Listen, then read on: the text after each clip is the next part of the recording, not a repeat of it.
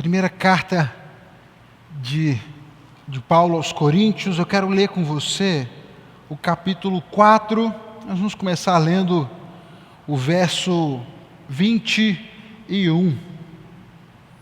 Primeira carta de Paulo aos Coríntios, capítulo 4. A gente vai ler o verso de número 21. Todo mundo achou o texto? O texto diz o seguinte: o que vocês escolhem? Devo ir com vara para castigá-los, ou com amor e espírito de mansidão? Vou repetir o texto.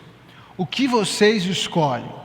Devo ir com vara para castigá-los, ou com amor e espírito de mansidão? Vamos orar? Pai, obrigado. Obrigado pela Tua palavra, obrigado porque a gente pode ler e podemos aprender com ela nesse tempo, e que, de fato, o Senhor possa ensinar os nossos corações nesse momento aqui. Nos ajuda a focar na Tua voz, naquilo que o Senhor tem para cada um de nós aqui, e que essa palavra possa trazer a mensagem que cada um precisa para aplicar nas suas vidas. Eu oro, Pai, pedindo que, apesar das minhas limitações, o Senhor fale a nós nesse momento. Oro no nome de Jesus. Amém. Amém. Eu não sei aqui quem já levou uma chamada nesse nível de mãe, mas eu consigo me lembrar de alguns episódios onde eu ouvi frases semelhantes a essa, né? Alguma coisa do tipo: olha, se eu levantar daqui você não vai gostar. Alguém já ouviu alguma coisa parecida? Né? Ninguém, só tem gente boa. Ninguém nunca precisou de ser ameaçado com a vara. Esses dias eu estava reparando em como o Caleb já está doutrinado em saber quando as coisas ficam sérias. Lá em casa a Ana já tem o sistema. Quando ela começa a contar, ele já sabe que o negócio está ficando sério. Ele faz alguma coisa que não devia, ou ele é repreendido e se recusa a ouvir, e a Ana começa, e às vezes ele insiste e ela fala 2, ele sabe que se chegar no 3, o bicho vai pegar, que no 3 está estabelecido o limite entre ser tratado com mansidão e ser educado com a vara. O fato é que aqui eu olho para esse texto e eu vejo Paulo meio que dando um basta, dando aquela puxada, aquela apertada na rédea na igreja de Corinto. A gente pensou na semana passada, a gente pegou ali um trecho do capítulo 3 e nós refletimos na semana passada sobre o tema você pode mais. Nós vimos sobre como o apóstolo Paulo estava dizendo àqueles irmãos em Corinto que eles podiam experimentar mais da vida com Deus, que era possível que eles tivessem uma experiência mais profunda, mais intensa com Deus, mas que para isso eles precisavam entender algumas coisas. E destacamos então essas lições. E aqui no capítulo 4, ele de alguma forma ele dá continuidade nesse ensinamento, mas aqui ele já começa a falar de forma um pouco mais séria, um pouco mais intensa com eles, porque eles precisavam entender que algumas coisas alguns limites tinham que ser estabelecidos.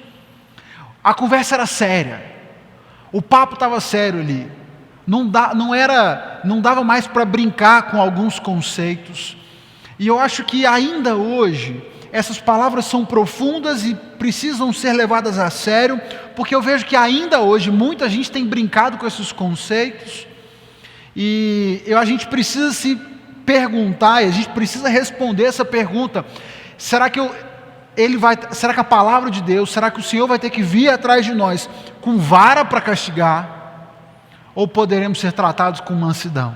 Será que vamos dar ouvidos à palavra, ou a única coisa que vai faltar vai ser uma correção mais séria? Porque alguns critérios estavam sendo ignorados, alguns preceitos importantes da palavra de Deus estavam sendo deixados de lado ali. E eu acho interessante como no versículo 14, ele diz o seguinte: olha, eu não estou escrevendo essas coisas, eu não estou escrevendo essas coisas para envergonhar vocês. Não é para envergonhar que eu escrevo essas coisas, esses alertas, essas correções que eu estou fazendo. Não estou fazendo isso para te envergonhar, mas eu faço isso porque eu considero vocês como filhos amados, e eu estou aqui para advertir vocês, como um pai faz com o filho a quem ele ama. Eu queria então te convidar para a gente ver e entender alguns desses alertas importantes que Paulo faz a esses filhos a quem ele ama tanto, mas que ele via que estavam se perdendo no meio de uma cultura adversa ao Evangelho e que estava infiltrando dentro da igreja, que estava entrando dentro da realidade daquela comunidade. O primeiro alerta, o primeiro destaque que eu quero fazer, vamos voltar um pouquinho aí no início do capítulo 4, e inclusive esse texto eu mencionei na nossa reflexão na semana passada, quando ele falava sobre a questão da consciência. Acompanha comigo a leitura aí, versículo 4. 1 Coríntios 4, versículo 4, ele escreve o seguinte: a minha consciência está limpa, mas isso não prova que estou certo. O Senhor é quem me avaliará. O Senhor é quem me avaliará e decidirá.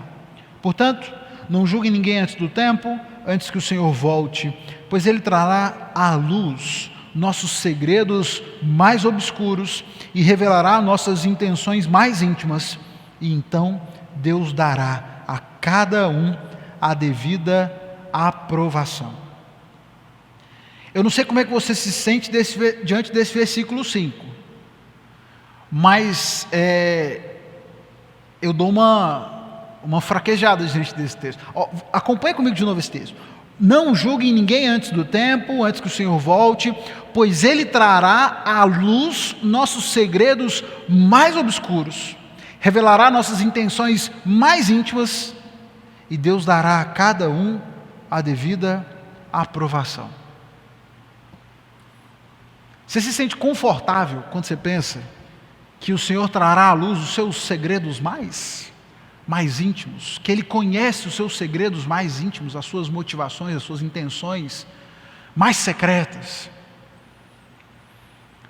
Aquela igreja em Corinto, ela estava permeada de dificuldades, e uma dessas dificuldades era uma galera que vinha se achando demais, que se considerava já suficientes diante de Deus, já começavam a ignorar os ensinos dos apóstolos. Pelo que Paulo vai colocando, eles começam a desdenhar de Paulo, começa a haver ali uma divisão de quem eles queriam seguir ou não queriam seguir. O fato é que começa a se estabelecer ali um ambiente de vaidade, onde muitos faziam o que faziam, não por causa do seu compromisso com Deus, mas para que fossem notados. Começa a haver uma briga por causa de autoridade, e aí o próprio apóstolo Paulo ele vai dizer: olha, eu não considero nem a minha avaliação própria como algo que eu deva me apegar. A verdade é que a minha consciência está limpa em relação ao ministério que eu tenho feito, mas nem a minha aprovação me tranquiliza, porque o que importa é a aprovação de Deus. O que importa é aquilo que o Senhor avaliará e aquilo que Ele decidirá, porque é Ele que conhece as nossas motivações. E aqui eu vejo um alerta importante que Paulo, esse pai na fé desses irmãos em Corinto, faz para eles, para que eles se lembrem, para que eles nunca se esqueçam de que eles, antes de tudo, precisavam fazer qualquer coisa tendo no coração a verdadeira motivação e entendendo que o Senhor conhecia o coração deles. Não deveriam parecer ser simplesmente, mas deveriam, no mais íntimo e no mais profundo, buscar viver aquilo que entendiam e que recebiam de Deus, porque é Ele o único que importa, é Ele quem dá a aprovação e Ele conhece de tudo. O que te traz para a igreja? O que te mantém no ambiente da igreja? O que te faz professar sua fé em Cristo? Ao longo da caminhada, eu já tive muitas amizades que me fizeram pensar sobre isso, porque eu vi gente que se dizia cristão, mas que saía da igreja para balada, saía da igreja para aprontar, saía do culto para encher a cara. E eu não consigo olhar para o texto e não questionar qual é a motivação. Por que você faz o que você faz? Por que você está aqui? Por que você diz crer em Jesus? É preciso que você tenha consciência de que só há uma pessoa que realmente te conhece, a quem realmente importa saber das suas motivações, e ele já sabe. Não adianta de nada se ostentamos uma aparência religiosa, se frequentamos lugares religiosos, se não houver verdade, se não houver sinceridade no coração e nas nossas motivações. Não adianta a gente fazer de conta que está tudo bem, se não houver a coerência entre aquilo que dizemos e aquilo que de fato vai no nosso coração. Sempre questione as suas motivações e busque ter as motivações mais puras possíveis diante de Deus, porque Ele já conhece o seu coração. Esse é um alerta importante que Ele faz para esses filhos na fé. Depois ele segue dizendo, a partir do verso 7, ele coloca o seguinte: pois que direito vocês têm de julgar desse modo o que vocês têm de Deus, o que vocês têm que Deus não lhes tenha dado? E se tudo que temos vem de Deus, por que nos orgulhamos como se não fosse uma dádiva?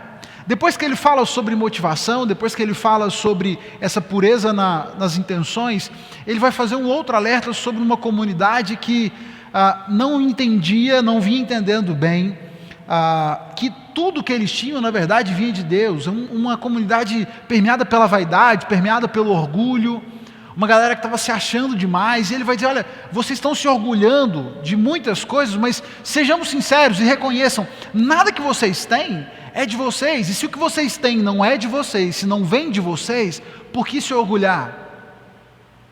Por que se orgulhar de qualquer coisa, se aquilo que você tem não é seu, mas é dádiva de Deus?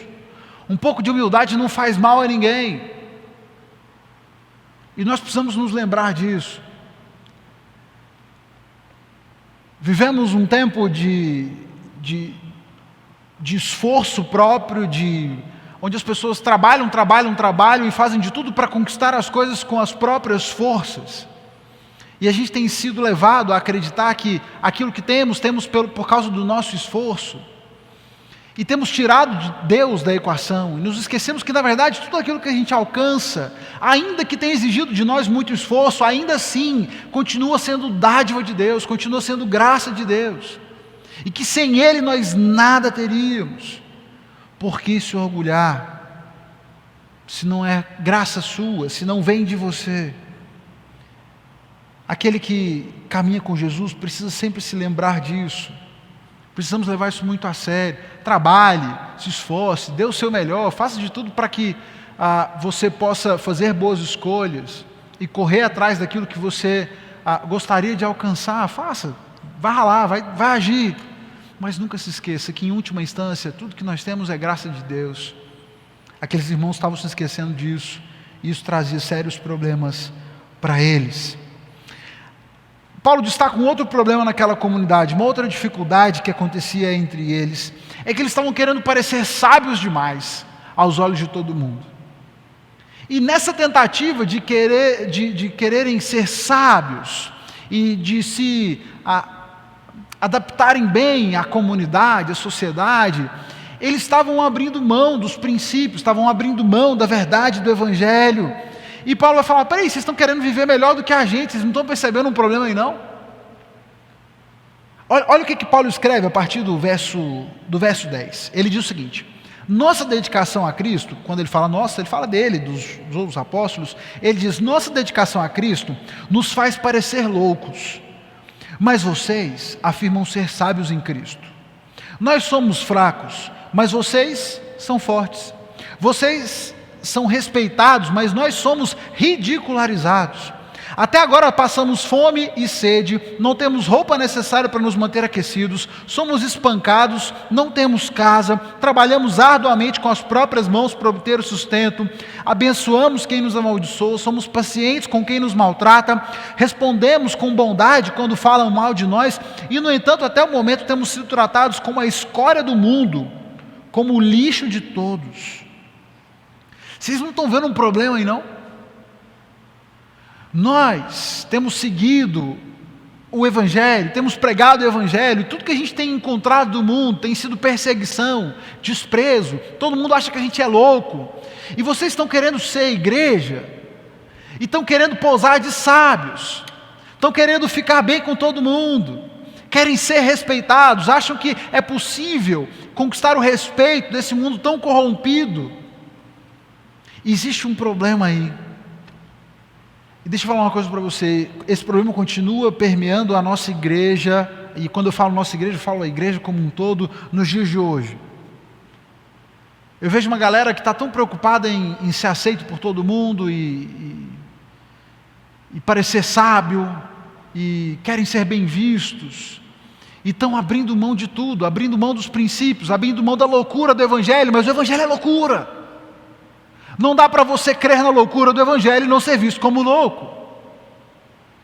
Não dá para ser visto como sábio diante do mundo, se você levar a sério a mensagem do Evangelho. 2000 anos se passaram, e a gente ainda não entendeu isso. E as pessoas continuam insistindo em querer conciliar as coisas. Não me entenda mal.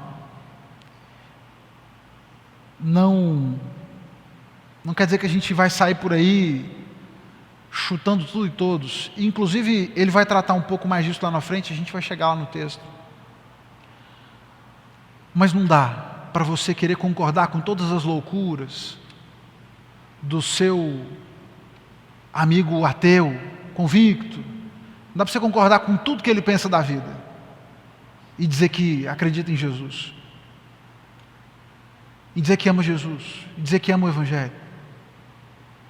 Não dá para você concordar com toda a loucura que o mundo traz ao nosso redor, e querer ser visto por bonzinho, fulano é crente, mas ele é até gente boa, né? Ele não é, ele é crente, como é que as pessoas, ele é crente, mas ele não é assim, xiita. Me preocupa esse tipo de posicionamento, porque se a gente fica querendo ser palatável demais, na maioria das vezes, abriremos mão daquilo que é inegociável para o Senhor. E Paulo está dizendo para eles, olha, me diz aí, eu vou ter que ir com vara ou vamos tratar isso na boa? Já estou contando. Precisamos resolver essa questão. Parem, porque eu e os outros apóstolos, a gente está passando fome, nós somos os loucos, estamos apanhando de todo mundo, prisão atrás da outra, e vocês estão aí querendo posar de gente muito sábia, gente muito equilibrada. Ou levamos a sério o Evangelho, ou não levamos a sério de forma nenhuma, e como ele disse antes, Deus conhece a intenção do nosso coração, não dá para enganar o Senhor. E aí, depois de ter dito isso, ele cita aquela frase que eu já mencionei, ele fala, olha, eu não estou dizendo essas coisas todas para constranger vocês não, mas vocês como meus filhos, vocês precisam entender a seriedade disso, esse negócio é para valer, não dá para brincar com essa caminhada de fé. E aí ele vai dizer, por isso que eu estou enviando Timóteo para ficar com vocês, e Timóteo vai ensinar vocês, como eu já ensinei todas as outras igrejas em que eu estive, como vocês devem seguir a Jesus. Sejam meus imitadores, prestem atenção em Timóteo, vejam como ele vai lidar com as coisas, sigam o exemplo dele. E aqui fica um outro alerta importante, a gente precisa focar em bons exemplos, tenha bons exemplos que você possa seguir. E focar em bons exemplos também significa esquecer de alguns outros. O que tem de gente louca, querendo influenciar a igreja de Jesus, não está no gibi, e a gente precisa aprender a cortar essas pessoas da nossa lista de influenciadores, e começar a focar em gente que vale a pena ser seguida, em gente que de fato prega o Evangelho, que leve a sério a mensagem do Evangelho. No caso dessa igreja, ele está dizendo, foca em Timóteo. Timóteo está indo, presta atenção nesse cara. Foque naquele que pode trazer para você um exemplo saudável de como seguir a Jesus. Precisamos ter bons exemplos, seguir bons exemplos. A partir do verso 19, ele vai e diz o seguinte: mas eu irei logo que o Senhor permitir. E aqui ele está dizendo sobre o desejo dele de estar presente ali com eles. E ele diz o seguinte: e então verei se esses arrogantes que fazem discursos pretensiosos, ou se tem de fato o poder de Deus. Pois o reino de Deus não consiste apenas em palavras, mas em poder. Ele vai dizer para essa galera: olha, eu sei que tem um pessoal entre vocês, tem muita gente aí que está batendo no peito, está posando de grandão, tem muita gente arrogante aí, querendo ser grande em Jesus, mas não é de palavras, que se faz o reino de Deus, mas é de poder. Eu quero ver o negócio acontecendo, eu quero ver se as coisas estão de fato se materializando. Não é só falar, não é só papo. Preciso ver os resultados, precisamos ver resultados. Cuidado com gente que só fala. Cuidado com gente que só fala, mas que não vive. Como eu disse, precisamos de bons exemplos. E gente que fala é o que não falta. E aqui ele segue no capítulo seguinte, no capítulo 5. Ele basicamente vai falar sobre a questão da imoralidade sexual e sobre como aquilo estava contaminando aquela igreja. Ele vai dizer a partir do versículo 1 do capítulo 5, ele diz o seguinte: comenta-se por toda parte que há imoralidade sexual em seu meio, imoralidade que nem mesmo os pagãos praticam. Soube de um homem entre vocês que mantém relações sexuais com a própria madrasta. Como podem se orgulhar disso? Deveriam lamentar-se e excluir da sua comunhão o homem que cometeu tamanha ofensa. Como é que vocês podem permitir que essas coisas aconteçam? E eu tenho ouvido por tudo que é canto sobre a imoralidade sexual que habita no meio de vocês. Cuidado. Eu me lembro que lá em Brasília, uma vez um avô me procurou, um avô veio conversar comigo, e ele falou: pastor, conversa com a fulana. Ele estava tendo uma porção de problemas com a neta morava com ele que criava a neta, e ele estava tendo alguns problemas com ela, e ele me procurou, pediu para que eu conversasse, para que eu aconselhasse ela, e eu lembro que eu chamei ela para uma conversa, e a gente começou a conversar, e para minha surpresa, ela não estava nem um pouco tímida em falar sobre todos os pecados e as loucuras que ela vinha fazendo. Ela foi cuspindo todas, uma atrás da outra, e aí a gente estava conversando, e especificamente naquele momento a gente estava falando sobre namoro, sobre ficar, e eu falava para ela, eu falei, mas você tem que parar com esse negócio, né? Você precisa buscar um relacionamento que vale a pena. Para com esse negócio de sair ficando com todo mundo. Isso não está certo. Isso não é comportamento de crente. E aí ela olhou para mim e falou assim: pastor, mas como assim? Como é que... É o primeiro passo, é porque o senhor está ultrapassado. Ela olhou para mim e falou na alta, na minha face: é porque o senhor está ultrapassado. E ela olhou para mim e falou: como é que eu vou namorar com alguém que eu nem sei o nome? E aí eu só pensava comigo: mas você está ficando com alguém que você nem sabe o nome? Quando eu achava que o problema era eu vi que o problema era muito maior. E quanto mais eu conversava com ela, mais eu me desesperava. E aí a conversa foi seguindo. E por último ela olhou bem na minha cara com um olhar de serenidade. E ela olhou: pastor, o senhor está falando essas coisas comigo, mas o senhor acha que esses meninos aqui, tudo da igreja, você acha que eles na escola não estão fazendo tudo a mesma coisa? O senhor vai chamar todo mundo para conversar? O senhor vai chamar todo mundo para conversar?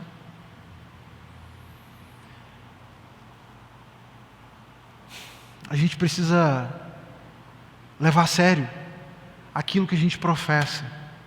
Precisamos levar a sério a fé que nós dizemos ter em Jesus. E isso deve se refletir em todos os aspectos da nossa vida, em todos os relacionamentos que nós estabelecemos. Precisamos levar com seriedade. Paulo escreve para isso: olha, o que eu estou ouvindo por aí é que o negócio está zoado, que o negócio está bagunçado entre vocês. E deixa eu dizer uma coisa: o que eu tenho visto por aí é que mesmo entre os crentes as coisas estão muito zoadas, estão muito bagunçadas.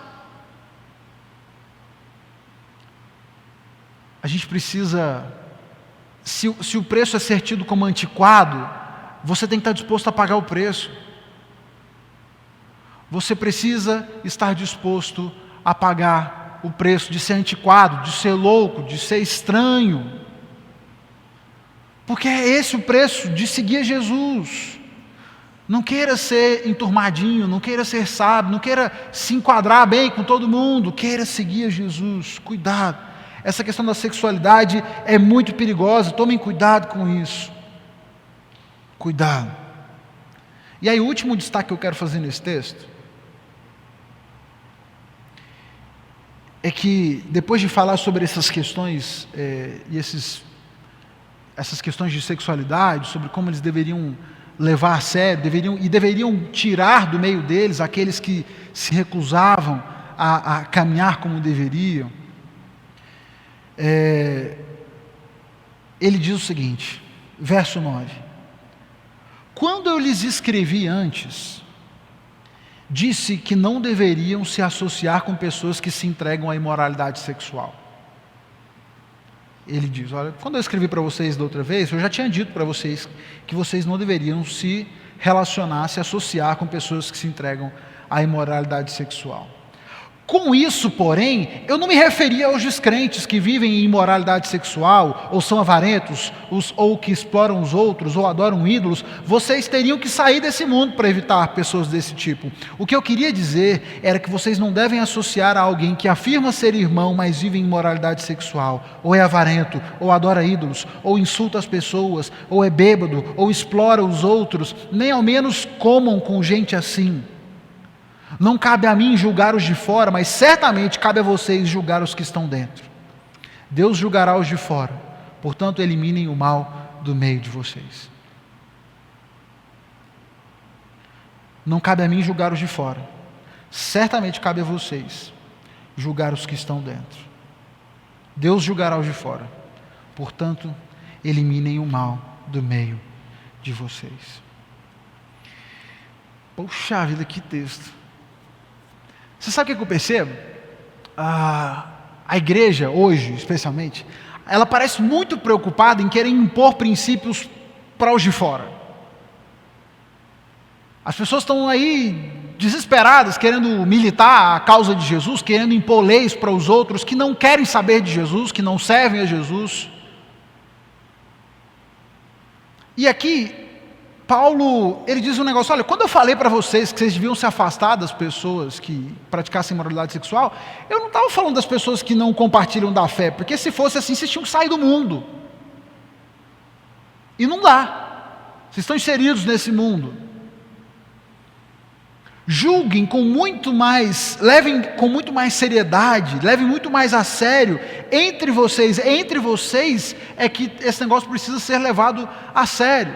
Vocês precisam dar o exemplo, vocês como cristãos, antes de tudo, precisam levar essas coisas a sério. Parem de ficar julgando os de fora, prestem atenção nos de dentro. E aqui eu digo mais: pare de ficar pensando no outro, no pecado dos outros, pense nos seus. Preste atenção nos seus pecados, nos seus erros.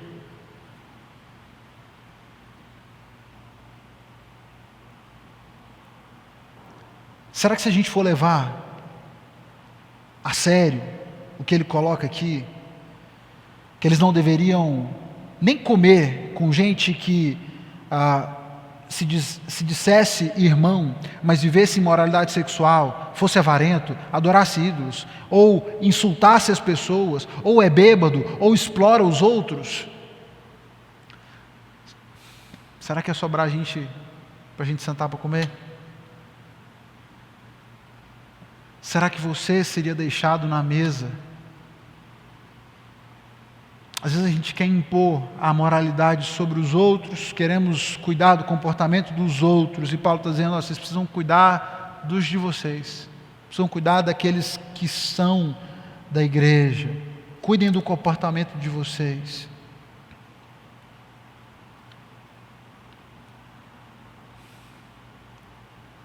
Vara ou mansidão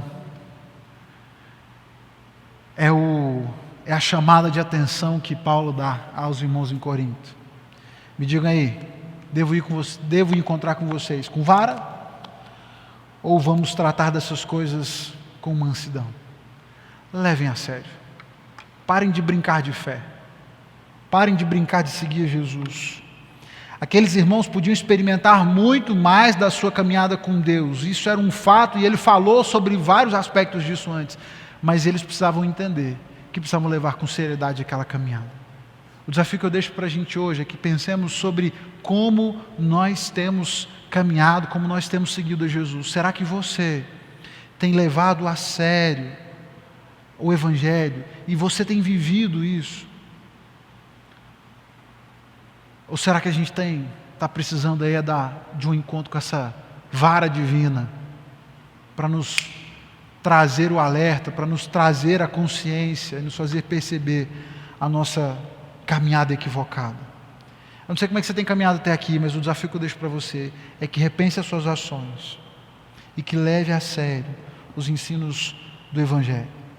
Não dá para a gente ficar se orgulhando daquilo que não é nosso, contando vantagem ou se gabando da fé, se de fato não vivermos com verdade e com toda a intenção real aquilo que nós professamos com a nossa boca. Que a sua vida seja expressão verdadeira da sua caminhada de fé. Vamos orar? Pai, obrigado por essa palavra, obrigado porque a gente pode ler e pode aprender com ela, que de fato o Teu Espírito possa nos alertar sobre o perigo do mal e o perigo do pecado que tanto nos assedia. Pai, que aqueles que estiverem porventura distantes do Evangelho, vivendo distantes daquilo que o Senhor espera, que possam encontrar nessas palavras o alerta que precisam para se reencontrar com o Senhor e para transformarem a sua vida, mudarem de atitude.